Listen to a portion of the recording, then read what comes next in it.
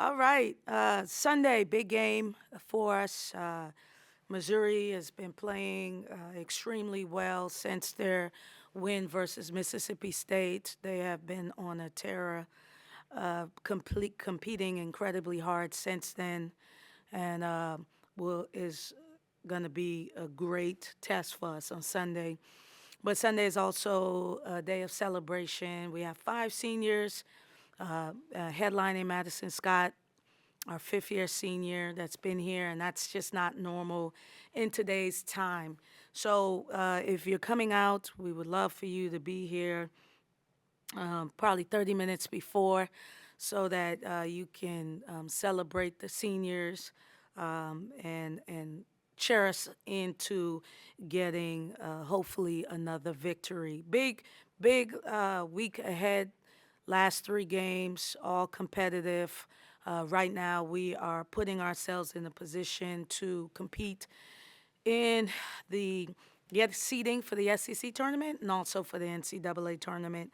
That's our focus. So, really excited about the week off. We really needed it. And hopefully, we come out and we're refreshed on Sunday. You mentioned Maddie there. Very rare now to get a fifth-year player who's never transferred.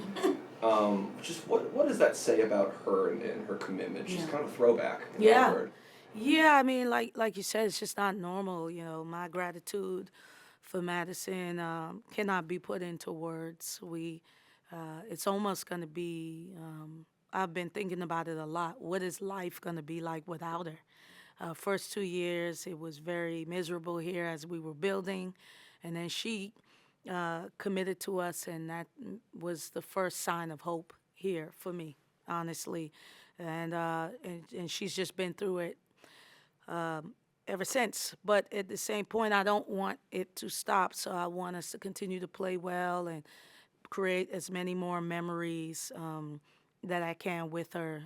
She will always be remembered as a rebel great. And that's something that no one will be able to take away. And I'm really happy for her because, like you said, it's just not normal. And I don't know how much more we see it. Is her path something that you can show recruits and show potential players like, hey, Yeah. if you come committed, stick to it, you can do this. Honestly, cats, no, it's just admirable, but it's just not how things work anymore. I'm a portalista. I'm in there every single opportunity that it opens. I'm in the portal. We're gonna go in the portal again. We only signed one high school freshman, so you know, you just have to be grateful. And as coaches, I think coaches have to evolve and understand that when you get one that will stay for 4 years, like we may never get another 5 years. There may not be 5 years. Hopefully, we don't go through COVID anymore. But we don't know what to expect because the rules change every single month, it seems like. So student athletes may get 6 years, who knows? But you just take it for what it is and you're very appreciative.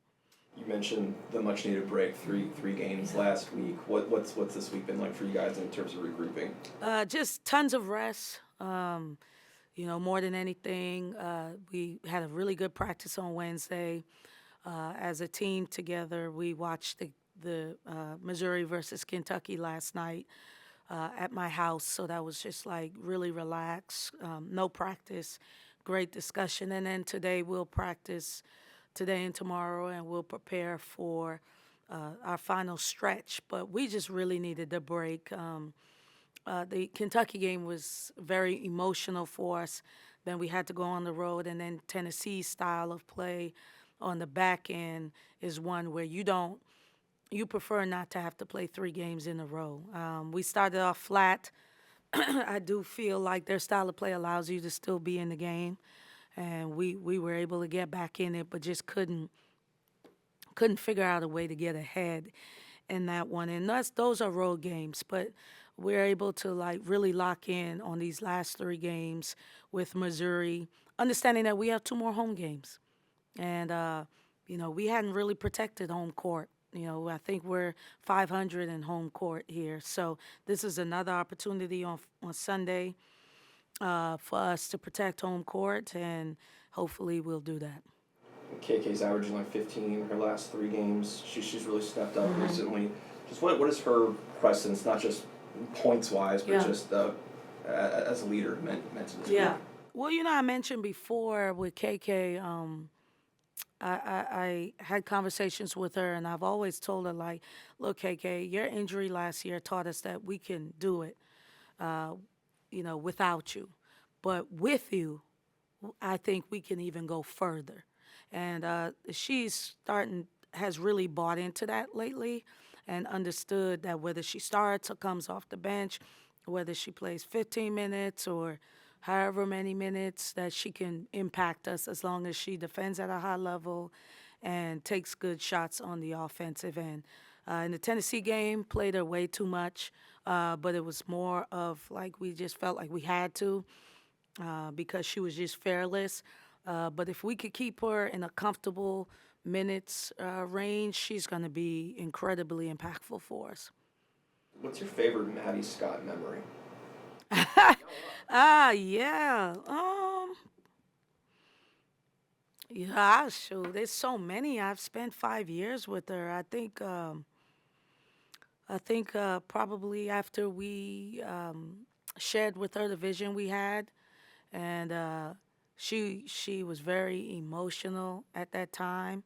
And I remember, and I'm not a touchy feely person, but I remember going over to her in our conference room and embracing her.